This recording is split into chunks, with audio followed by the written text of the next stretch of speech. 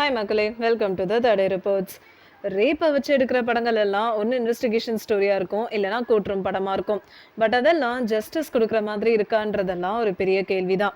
இந்த தாட்டை சேலஞ்ச் பண்ணுற படம் தான் குக்கி.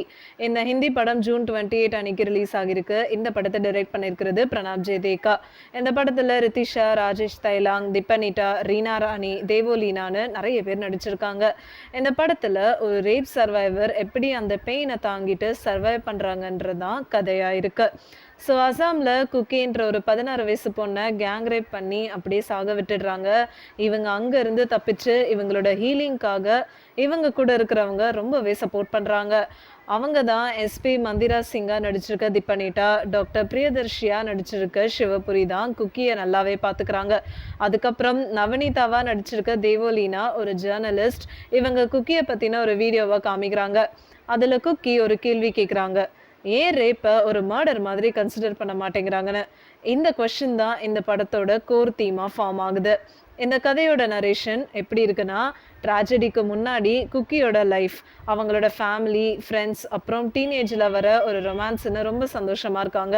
அப்படியே ட்ராஜடிக்கு அப்புறம் பார்த்தீங்கன்னா குக்கியோட எமோஷ்னல் அண்ட் சைக்காலஜிக்கலாக எவ்வளோ பாதிக்கப்பட்டிருக்காங்கன்னு போர்ட்ரே பண்ணியிருக்காங்க.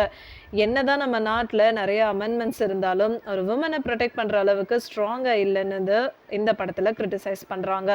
இந்த படத்தோட டைரக்டர் பிரணாப் ஜெயதேக்கா ஒரு போல்டான நரேட்டிவை கொடுத்துருக்காருன்னு தான் சொல்லணும். கடைசி வரைக்கும் இந்த படத்தை இன்ட்ரெஸ்டிங்காக எடுத்துகிட்டு போயிருக்காரு. இருந்தாலுமே குக்கியோட பிடிஎஸ்டி எல்லாமே லேட்டராக தான் காமிக்கிறாங்க. ஸோ இதனால் அந்த அளவுக்கு டீட்டெயில்டாக இல்லை. அதுக்கப்புறமா அக்யூஸ்டானவன் கிரிமினல்னு ப்ரூவ் பண்ணுற வரைக்கும் இன்னசென்ட்னு சொல்கிறது எல்லாமே எப்படி ஜஸ்டிஸ் அண்ட் லா டிஃப்ரெண்ட்டாக இருக்குன்னு காமிச்சிருக்காங்க. அசாமோட பியூட்டி, அதோட லேண்ட்ஸ்கேப்ஸ், பானான்ற ஆர்ட், அதுக்கப்புறம் நகரா நாமோட ஆர்டிஸ்ட், சுபாஷ் நாத்தோட பெர்ஃபார்மன்ஸ் எல்லாமே கியான் கௌதம் அவரோட சினிமாட்டோகிராஃபியில் சூப்பர்பாக காமிச்சிருக்காரு. ரித்திஷா கவுண்டு தான் இந்த படத்தில் குக்கியாக நடிச்சிருக்காங்க. இவங்களுக்கு இந்த ட்ராஜடினால ரெயினே ஒரு ட்ராமாவாக மாறிடுது. தான் எப்படி உலகம் அறியாத சின்ன பொண்ணுன்றதும் என்னதான் ஜஸ்டிஸ் கிடைச்சாலும் தன்னை பிட்ரே பண்ணிட்டாங்கன்றது இவங்களோட மோனோலாக் எல்லாமே நம்மளை அப்படியே கண்ணீர் கலங்க வைக்குது. ராஜேஷ் தைலாங் இவங்களோட லாயர் அப்பாவா அவுட்ஸ்டாண்டிங்காக நடிச்சிருக்காருன்னு தான் சொல்லணும். ஹாஸ்பிட்டலில் டாக்டர் கேபினுக்குள்ளே என்ட்ராகும்போது ரொம்ப கலெக்டடாக காமாக இருக்காரு.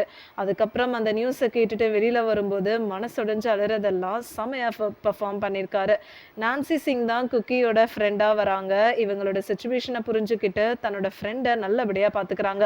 போதி உத்சவா சர்மா தான் குக்கியோட பாய் ஃப்ரெண்டாக நடிச்சிருக்காரு.